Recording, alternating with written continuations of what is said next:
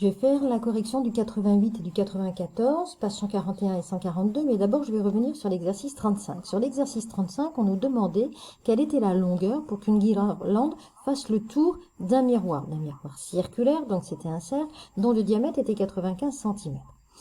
Pour calculer cette longueur de guirlande, il faut d'abord que je calcule le tour, en fait, du miroir. Donc, on nous donnait le diamètre, la formule est donc pi fois le diamètre.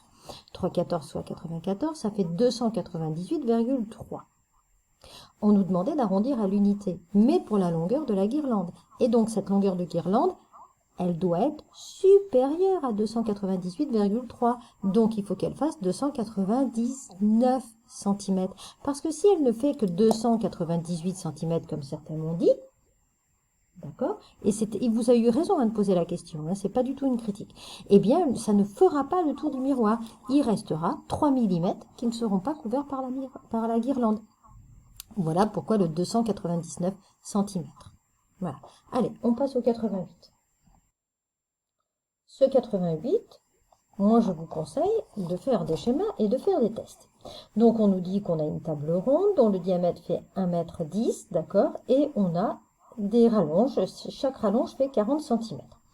Donc, pour un repas d'anniversaire, il y a 10 personnes, et ces personnes, elles sont séparées de 60 cm. Donc, moi, ce que j'ai fait, c'est que j'ai fait 10 croix séparées de 60 cm. Voilà. Donc, voilà mon schéma. Ici, ils sont autour d'une table ovale, d'accord, puisque il va nous falloir des rallonges. Je recentre un petit peu. Voilà. Donc, j'ai bien fait 10 croix.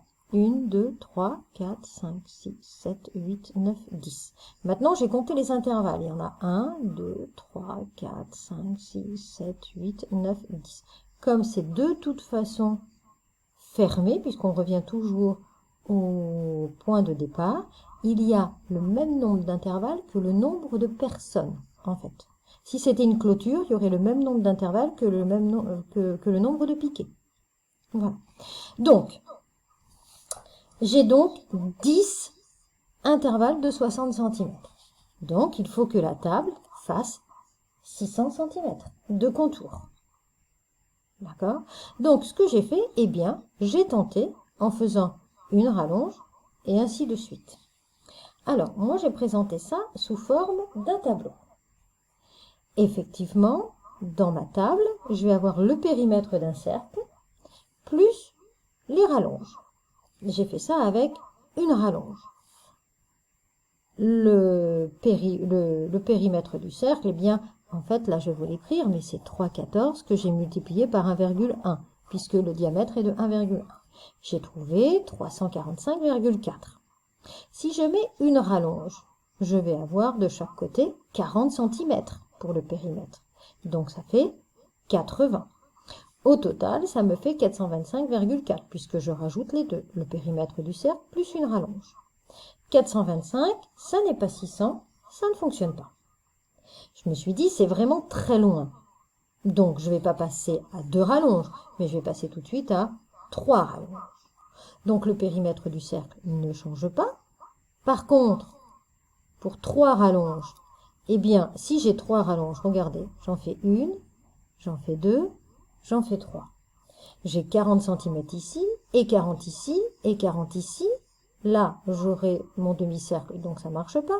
40 ici, quatrième fois. 40 ici, cinquième fois. 40 ici, sixième fois, pardon. Parce qu'ici, j'ai mon demi-cercle. Donc, j'ai 6 fois 40 cm de diamètre. De périmètre, pardon. Ça fait 240. J'additionne les deux. Ça fait 585,4. Ça ne marche pas. 585,4, c'est quand même pas très loin de 600. Donc je me suis dit, je vais pas passer à 5 rallonges. Donc je suis passée à 4 rallonges. Donc le cercle est toujours pareil, 345,4. Et par contre, 4 rallonges, c'est 8 fois 40 cm. Ça fait 320.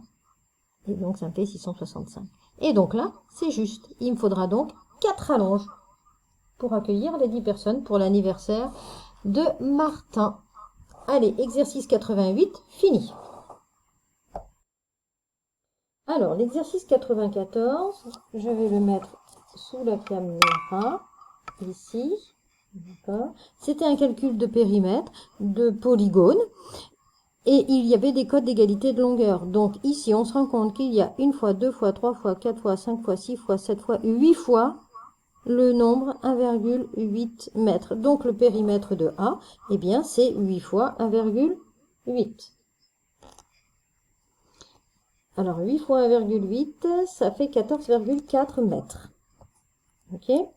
Alors ici, je regarde. J'ai 2 fois 17,4 mm, 2 fois 11,7 mm et 1 fois 2,80 cm. Attention, millimètre, millimètre, centimètre. Ça, on va le changer et on va le transformer en millimètres, ce qui fait 28 mm. Donc pour le B, j'enlève le livre, eh bien c'est 28 plus 2 fois 17,4 plus 2 fois 11,7. Ça me donne 86,2 mm. Et les exercices sont finis.